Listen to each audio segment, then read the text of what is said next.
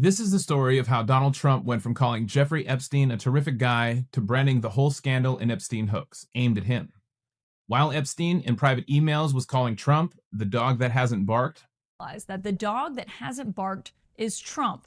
There's a name that's redacted, which the House Oversight Committee has said is a victim of Jeffrey Epstein's. Obviously, we have not been able to independently confirm that because her name is redacted from this email. But they say redacted spent hours at my house with him. He has never once been mentioned, police chief, etc. I'm 75% there. Ghislaine Maxwell responds to that email, John, and says, quote, I have been thinking about that. Now, there's no context for that message in this release of what we're getting. and saying Trump knew about the girls. In public, Trump amplified conspiracies blaming the Clintons and Democrats for Epstein's death. In private, Epstein was writing that one of his victims had spent hours with Trump at his house and that Trump knew exactly what was going on. In this video, the timeline is laid out by email, so you can decide for yourself whether Trump is really as distant from Epstein as he claims. In the early 2000s, the Palm Beach days, Trump and Epstein moved in the same Palm Beach social circle, both wealthy, both hosting parties, both with reputations for chasing young women. In a now famous 2002 magazine profile, Trump described Epstein in glowing terms and talked about their shared taste in beautiful women, while flight logs and photos show them together at Mar-a-Lago and at events in New York and Florida.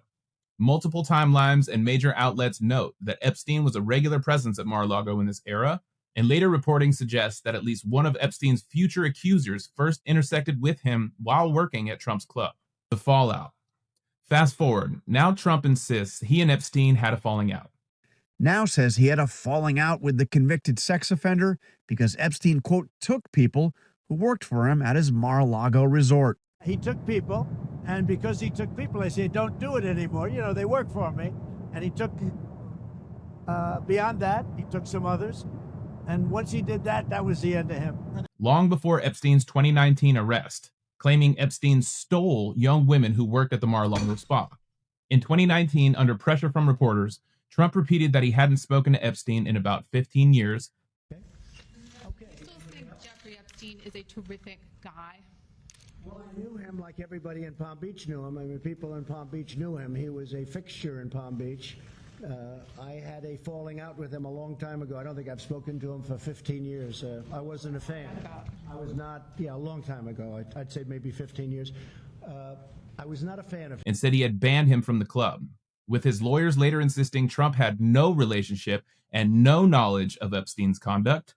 And news organizations that reconstructed the relationship point out some rift in the mid-2000s. The record shows years of social overlap and before that alleged break.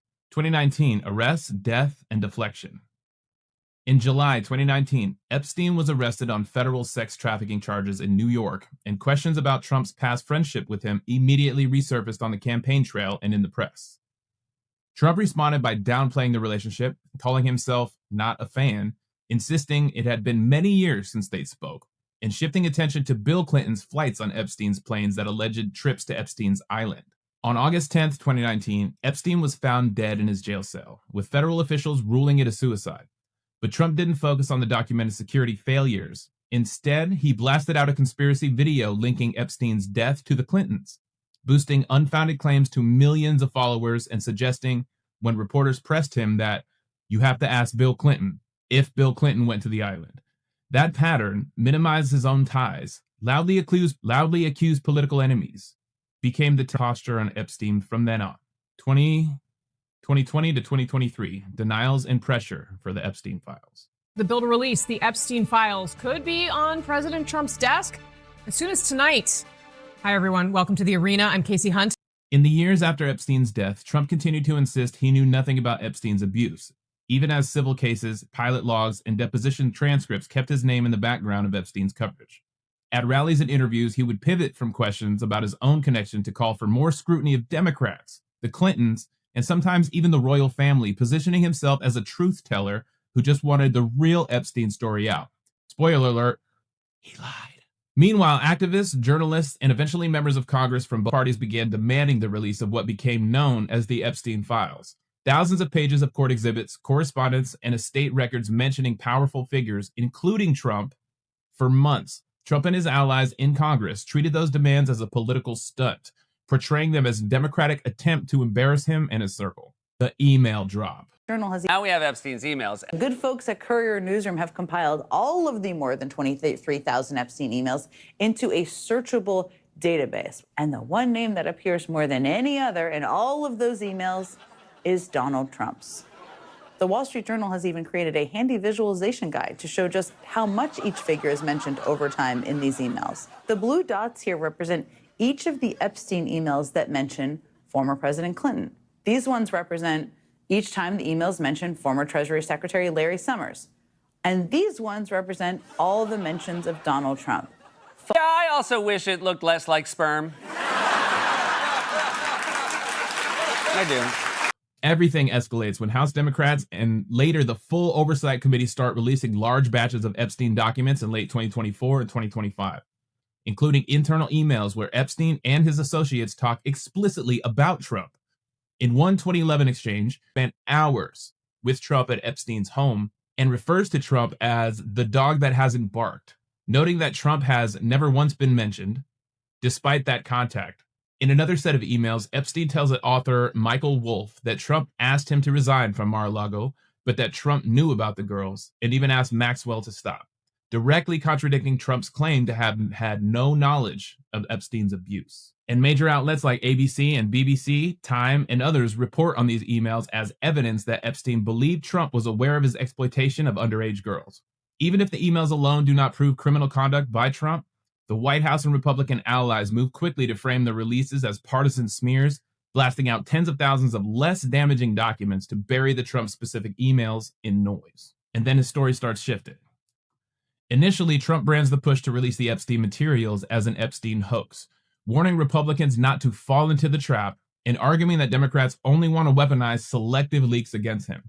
Reports describe behind-the-scenes lobbying from White House to friendly lawmakers, urging them to slow walk or block full disclosure while the political fallout is addressed. But as pressure mounts and key Republicans break ranks, Trump abruptly pivots, publicly calling for the files' release and claiming he has nothing to hide, even as he continues to attack the motives of Democrats publicizing the Trump-related emails.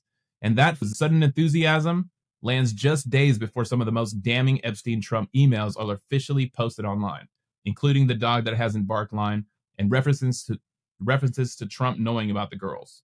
So here's where the timeline leaves us. Trump was Epstein's Palm Beach friend, then the self-proclaimed ex-friend, then the loudest promoter of Clinton conspiracies after Epstein's death, and now the central political figure in newly released Epstein emails suggesting he knew far more than he ever admitted.